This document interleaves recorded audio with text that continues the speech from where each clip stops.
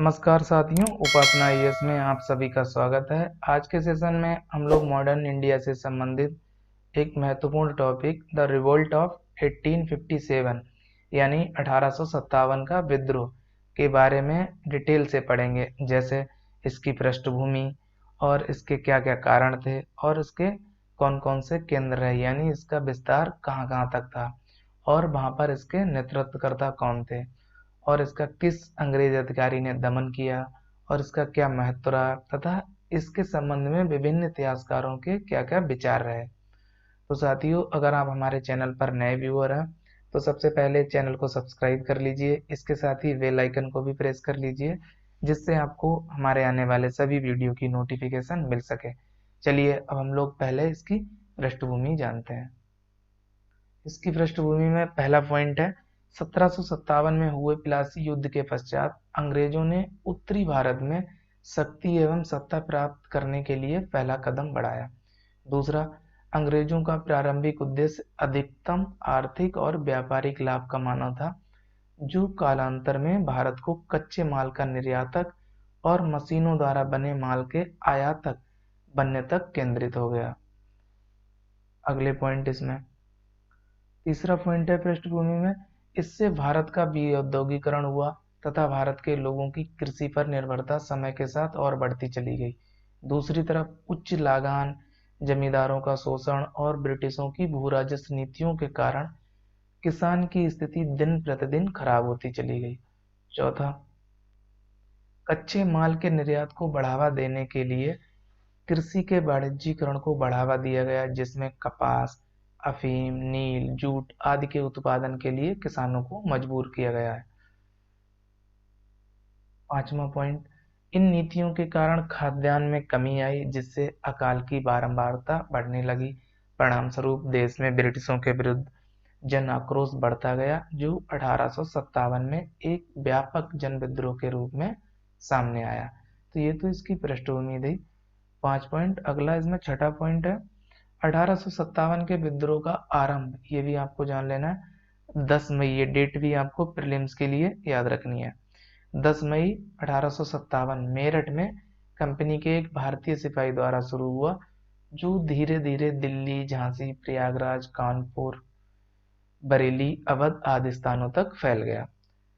7वां point है इसमें, इसकी शुरुआत एक सैन्य विद्रोह के तौर पर हुई, लेकिन कालांतर में इसका स्वरूप अंग्रेजों के विरुद्ध एक जनव्यापी क्रांति का हो गया। तो ये तो इसकी पृष्ठभूमि थी। अब हम लोग ये जानते हैं कि इसका तत्कालिक कारण क्या था जिससे यह विद्रोह घटित हुआ। पहला पॉइंट है तत्कालिक कारण में, 1856 में सरकार ने पुरानी लोहे वाली बंदूक यानी ब्राउन बेस की जगह न्यू एनफील्ड राइफल के प्रयोग का निश्चय किया। इसमें लगने वाले कारतूस के ऊपरी भाग को दांतों से खोलना पड़ता था। दूसरा, सेना में ये बात फैल गई कि कारतूस के खोल में गाय और सूअर की चर्बी का उपयोग किया जाता है। तीसरा पॉइंट, अतः इससे हिंदू और मुस्लिम सैनिक अपने धर्म भ्रष्ट को लेकर आक्रोशित हुए। आपको पता होगा कि हिंदू धर्म में गाय को पवित्र माना जाता है और मुस्लिम धर्म में सूअर को। इसमें अगला बिंदु है फोर्थ, जो अंतिम बिंदु है, सैनिकों को लगा कि अंग्रेज जानबूझकर ऐसे कारतूसों का प्रयोग कर रहे हैं जिससे कि उनका धर्म नष्ट हो जाए और वे ईसाई बनने पर मजबूर हो जाएं। अतः सैनिकों ने अंग्रेजों के विरुद्ध विद्रोह कर दिया। तो ये तात्कालिक कारण था। अब हम लोग ये जानते हैं कि विद्रोह के अन्य प्रमुख कारण क्या रहे। वो तो तत्कालिक कारण हो गया। पहला, आर्थिक कारण। अंग्रेज की भू राजस्व नीतियां, आपको पता होगा कि उन्होंने बहुत ही कठोर भू राजस्व नीतियां लाई थी। दूसरा, कंपनी का अपनी समस्त नीतियों में आर्थिक लाभ। और तीसरा सी, कृषि का वाणिज्यीकरण। आपको पता होगा जैसे नील, कपास, जूट जैसी फसलों के उत्पादन को बढ़ावा दिया और जो खाद्यान्न फसलें थी, गेहूं, चावल, इनको कमजोर किया, जिससे जो खाद्यान्न संकट जैसी समस्याएं उत्पन्न हुई। अगला कारण, अगला राजनीतिक कारण है। इसमें देख लीजिए, बेलजली की सहायक संधि, आपको पता होगा, ये भी एक मुख्य कारण रही। और बी, लॉर्ड डलहौजी का व्यापक सिद्धांत, ये आपको पता होगा जैसे इसके द्वारा अवध को भी 1856 में मिला लिया गया था, जिसके कारण जनता में आक्रोश फैला। और सी, प्रभावी नियंत्रण। तीसरा कारण है प्रशासनिक कारण, जैसे काफी भ्रष्टाचार था, भी भेदभाव की नीति, जैसे भारतीयों और अंग्रेजों के प्रति भेदभाव, और न्यायिक सेवा में भी आपको पता होगा भेदभाव होता था। सी, प्रशासन में योग्यता को छोड़ धर्म को आधार बनाना, जैसे ईसाई धर्म को अधिक वरीयता देना। अगला फोर्थ कारण, सामाजिक एवं धार्मिक कारण। तो इसमें पहला है ब्रिटिशों का भारतीयों के प्रति अमानस्विक व्यवहार, यानी वो कहते थे ये लोग मुझ पे बोझ हैं, और उन्होंने नस्लीय भेदभाव किया। बी, भारतीय संस्कृति को हीन माना, ये भी आपको पता होगा, और उसे बदलने के लिए नियम लाए। सी, ईसाई धर्म में धर्मांतरण की नीति, उन्होंने भारत में बहुत से लोगों को ईसाई बनाने पर जोर दिया, जैसे ईसाई मिशनरियों को यहाँ पे धर्म प्रचार प्रसार करने की छूट दी 1813 एक्ट के द्वारा, आपको पता होगा। डी, प्रथाओं में अच्छेप, जैसे सती प्रथा का उन्मूलन, ये आपको पता होगा, विधवा पुनर्विवाह, ऐसे। अगला अगला सैन्य कारण है, सेना में नस्लीय भेदभाव, ये भी हमने बात की थी। भारत और सैनिकों का असमान अनुपात, और सी, 1856 का सामान्य सेवा भर्ती अधिनियम। इसके द्वारा क्या किया गया था, आपको पता होगा कि भारतीय जो सैनिक थे उनको कहीं भी सेवा करने के लिए नियम बनाया गया था। जैसे भारत उस टाइम पे जो भारतीय सैनिक थे वो समुद्र पार या समुद्र को जैसे पार करना अपराध मानते थे या पाप समझते थे, लेकिन इस नियम के तहत उनको समुद्र पार भी सेवा देनी पड़ती थी। अब हम लोग जानते हैं कि विद्रोह का प्रारंभ कैसे हुआ। उसमें पहला पॉइंट है, सबसे पहले यानी 29 मार्च 1857 को चर्बी लगे कारतूस के प्रयोग का विरोध 34वीं रेजिमेंट बैरकपुर के सैनिक मंगल पांडे ने किया और विद्रोह की शुरुआत कर दी।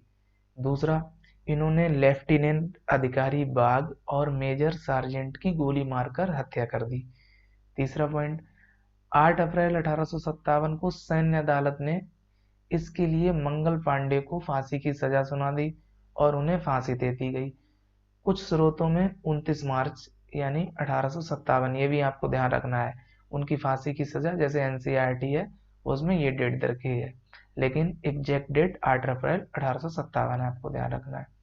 इन्हें इस क्रांति का प्रथम शहीद माना गया, ये प्रीलिम्स पॉइंट ऑफ व्यू से आपको याद रखना है। अगला पॉइंट है फोर्थ, इसी के परिणाम स्वरूप 10 मई 1857 को मेरठ छावनी में तैनात भारतीय सेना ने चर्बी लगे कारतूस के प्रयोग से मना कर दिया और अपने अधिकारियों पर गोलियों की बौछार कर दी तथा विद्रोह शुरू कर दिया। इस समय मेरठ में सैन्य छावनी के ऑफिसर, ये प्रीलिम्स के लिए आपको याद रखना है, जनरल हैबिट थे। अब हम लोग जानते हैं कि विद्रोह का केंद्र कहाँ कहाँ था और वहाँ किसने नेतृत्व किया और किस अंग्रेज अधिकारी ने उस विद्रोह को दबाया। सबसे पहला है दिल्ली। इसमें आपको पता होगा नेतृत्व बहादुर शाह जफर द्वारा किया गया था, लेकिन ये नाम मात्र के ही शासक थे। वास्तविक जो बागडोर थी विद्रोह की वो जनरल बख्त खां के हाथों में थी। तीसरा आपको याद रखना है, इसमें दमन जॉन निकोलसन और हडसन ने किया। अगला केंद्र देखते हैं। अगला केंद्र है लखनऊ। यहाँ नेतृत्व बेगम हजरत महल ने किया, जिन्हें महक परी के नाम से भी जाना जाता है, और इनके बेटे इनकी मृत्यु के बाद बिरजिस कादिर ने इस विद्रोह का नेतृत्व किया। यहाँ पर दमन अंग्रेज अधिकारी कैंपबेल ने किया, ये भी आपको ध्यान रखना है। अगला विद्रोह का केंद्र है कानपुर। यहाँ पे आपको पता होगा नेतृत्व नाना साहब ने किया था, जो बाजीराव द्वितीय के पुत्र थे। यहाँ पे भी दमन अंग्रेज अधिकारी कैंपबेल द्वारा किया गया था। अगला केंद्र है झांसी। ये भी काफी महत्वपूर्ण है, आपको याद रखना है।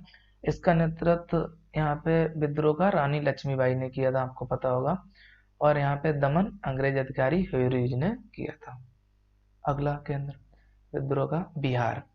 यहाँ नेतृत्व कुंवर सिंह ने किया था, आपको पता होगा, जो जगदीशपुर क्षेत्र में हुआ था, वहीं पे ये एक जमींदार थे, कुंवर सिंह द्वारा इस विद्रोह का नेतृत्व किया गया, और उनकी मृत्यु के बाद उनके भाई अमर सिंह ने इस विद्रोह का नेतृत्व किया। और दमन विलियम टेलर और विंसेंट आयर ने किया, ये भी आपको ध्यान रखना है। अगला है केंद्र फैजाबाद। यहाँ पे नेतृत्व अहमदुल्ला द्वारा किया गया था, और दमन कैंपबेल लेखक रचयिता उसने किया। यहाँ पे आपको नोट में थोड़ा याद रखना कि अहमदुल्ला को अंग्रेज अपना सबसे कट्टर दुश्मन मानते थे। इन्होंने ही इस विद्रोह को जिहाद की संज्ञा दी। जिहाद का शाब्दिक अर्थ होता है एक प्रकार का धर्मयुद्ध, या आप ऐसे कह लीजिए कि कोई क्रांति, क्रांति या धर्मयुद्ध। जैसे आपको पता होगा बाबर ने भी जिहाद का नारा दिया था। अगला केंद्र देखते हैं। अगला केंद्र है प्रयागराज यानी इलाहाबाद, जिसका पहले नाम इलाहाबाद था, वर्तमान में प्रयागराज है। यहाँ पे नेतृत्व मौलवी लियाकत अली ने किया था, ये आपको ध्यान रखना है। दमन अंग्रेज अधिकारी कर्नल ली द्वारा किया गया था। अगला केंद्र है वाराणसी। यहाँ पे नेतृत्व सामान्य जनता का विद्रोह था, आपको ये ध्यान रखना है, यानी संपूर्ण जनता के द्वारा ये विद्रोह किया गया था, कोई नेतृत्वकर्ता विशेष तौर पर नहीं था, और ऐसे अंग्रेज अधिकारी कर्नल नील ने दबाया था। अगला है केंद्र बरेली। इसका नेतृत्व खान बहादुर खान द्वारा किया गया था यहाँ पे, और दमन कैंपबेल द्वारा। अगला केंद्र फतेहपुर। यहाँ पर इस विद्रोह का नेतृत्व अजीमुल्ला, जिन्हें क्रांति दूत के भी नाम से जाना जाता है, उनके द्वारा किया गया था, और दमन अंग्रेज अधिकारी जनरल रेनाल्ड द्वारा किया गया। अगला केंद्र राजस्थान। यहाँ पे नेतृत्व आपको अच्छे से याद रखना है, जयदयाल और हरदयाल द्वारा किया गया था। अगला केंद्र असम। असम में इस विद्रोह का नेतृत्व मनीराम दत्त द्वारा किया गया था। अगला केंद्र उड़ीसा के संबलपुर में हुआ था, इसका नेतृत्व सुरेंद्र साई द्वारा किया गया था, ये भी आपको ध्यान रखना है। अगला केंद्र विद्रोह का गोरखपुर। यहाँ पे नेतृत्व गजाधर सिंह द्वारा किया गया था। अगला केंद्र फर्रुखाबाद। यहाँ नेतृत्व नवाब तफजुल हुसैन द्वारा किया गया था। अगला केंद्र है सागर। यहाँ पे नेतृत्व शेख रजमान द्वारा किया गया। ये आपको अच्छे से याद रखने हैं क्योंकि इनसे प्रीलिम्स में सवाल बनता है। अगला है सुल्तानपुर। तो यहाँ सुल्तानपुर में इस विद्रोह का नेतृत्व शहीद हसन द्वारा किया गया था, ये आपको ध्यान रखना है। अगला केंद्र मथुरा। यहाँ इस विद्रोह का नेतृत्व देवी सिंह द्वारा किया गया था। अगला केंद्र गढ़मंडला। यहाँ पर शंकर शाह और राजा ठाकुर प्रसाद द्वारा इस विद्रोह का नेतृत्व किया गया था। अगला है मेरठ। यहाँ पे कदम सिंह द्वारा यह नेतृत्व किया गया था। अगला केंद्र है छोटा नागपुर। तो छोटा नागपुर में इस विद्रोह का नेतृत्व गोनू द्वारा किया गया था, ये भी आपको ध्यान रखना है। अगला केंद्र हरियाणा। हरियाणा में इसका नेतृत्व राव तुलाराम द्वारा किया गया था।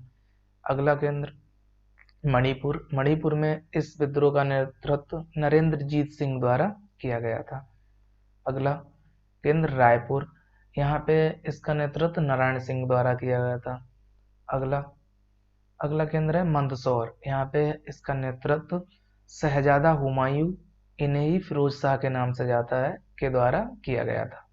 अगला लास्ट है केंद्र ग्वालियर यानी मध्य प्रदेश में। यहाँ पे इसका नेतृत्व तात्या टोपे द्वारा किया गया था, ये आपको ध्यान रखना है। अब हम लोग इस विद्रोह से संबंधित जो भी मुख्य बिंदु हैं उनको देखते हैं। पहला है इसमें, इस विद्रोह के दौरान ब्रिटेन के प्रधानमंत्री विस्काउंट पार्मस्टन थे, ये भी आपको प्रीलिम्स पॉइंट ऑफ व्यू से याद रखना है, पूछा जाता है। दूसरा, इसमें प्रतीक के तौर पर कमल और रोटी का प्रयोग किया गया था। तीसरा, व्यापक पैमाने के कारण इसे प्रथम भारतीय स्वतंत्रता युद्ध की संज्ञा दी गई। चौथा, सुरेंद्रनाथ सेन को इसका सरकारी इतिहासकार कहा जाता है। पांचवा, इसमें समाज के कई समुदाय शामिल थे, जैसे जमींदार, किसान, दस्तकार और विद्वान।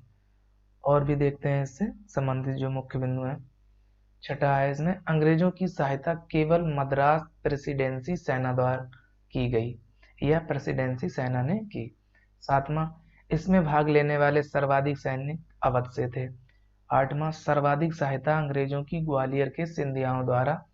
इसी संबंध में कैनिंग का कथन, यदि सिंधियावी विद्रोह में सम्मिलित हो जाएं तो मुझे कल ही विस्तर बोल करना होगा, ये कैनिंग ने कहा था।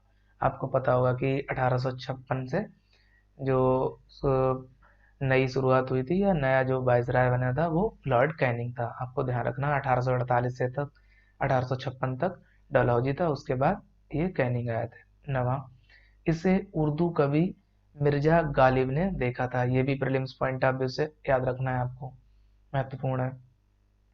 अब हम लोग जो इसकी असफलताओं के कारण थे उन पर नजर डालते हैं। पहला, जमींदारों व शिक्षित लोगों का साथ ना मिलना।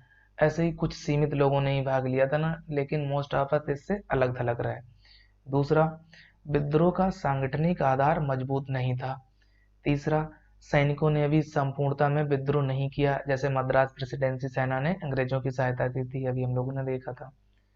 चौथा, केंद्रीय नेतृत्व का अभाव, अनुशासन, सामूहिक योजना, नेताओं की गुटबाजी व आधुनिक हथियारों की कमी को समग्र रूप से असफलता का कारण माना जाता है। तो ये तो इसके असफलता के कारण थे, आपको ध्यान रखना है। अब हम लोग इसके महत्व और परिणाम को देखते हैं। पहला, इस विद्रोह ने भारतीयों में विदेशी सत्ता के विरुद्ध एकता व राष्ट्रीय भावना के बीज बोए। दूसरा, विद्रोह के बाद भारत सरकार के ढांचे और नीतियों में महत्वपूर्ण परिवर्तन किए गए। इससे भारतीयों को धीरे धीरे शासन में भाग लेने का अवसर मिलने लगा। तीसरा, समग्र दृष्टि से भले ही ये विद्रोह असफल रहा हो, परंतु इसने ब्रिटिश सरकार की जड़ें हिला दी और इसने राष्ट्रवाद को मजबूत भी बनाया, ये भी आपको ध्यान रखना है। तो ये तो इसके महत्व और परिणाम थे। अब हम लोग इस विद्रोह के बारे में विभिन्न इतिहासकारों के जो विचार हैं या मत हैं उनको भी देख लेते हैं, क्योंकि ये भी कथन के रूप में प्रीलिम्स में पूछे जा सकते हैं। पहला, यह धर्मांधों का ईसाइयों के विरुद्ध एक धर्म युद्ध था। तो ये किसका कथन है? L.E.R. रीज, इसे L.R. रीज ने दिया, ये आपको ध्यान रखना है। उन्होंने कहा ये धर्मांधों का ईसाइयों के विरुद्ध एक धर्म युद्ध था। दूसरा है, ये अंग्रेजों के विरुद्ध हिंदू और मुस्लिम का षड्यंत्र था। इसे किसने बताया? जेम्स आउट्रम व डब्ल्यू टेलर। तीसरा, ये एक मात्र सिपाही विद्रोह था, जेड रॉबर्ट्स ने कहा।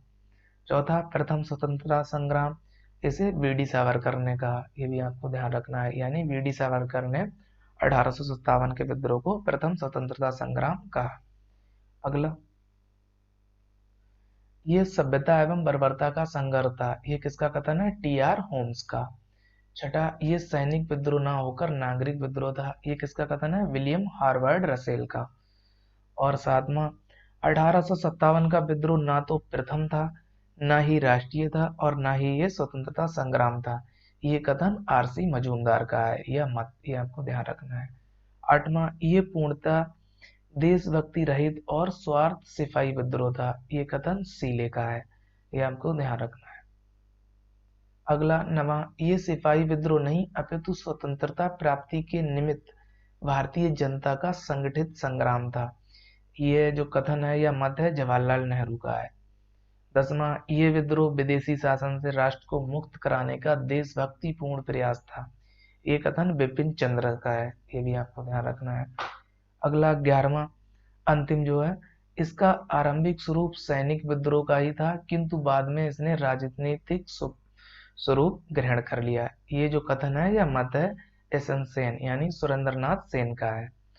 तो साथियों, आज के सेशन में इतना ही। हम लोग नेक्स्ट किसी सेशन में आपसे मुलाकात करेंगे, तब तक के लिए आप सभी लोग अपना ध्यान रखिए। और आपको वीडियो अगर पसंद आया हो तो वीडियो को लाइक कीजिए और दोस्तों के साथ शेयर कीजिए।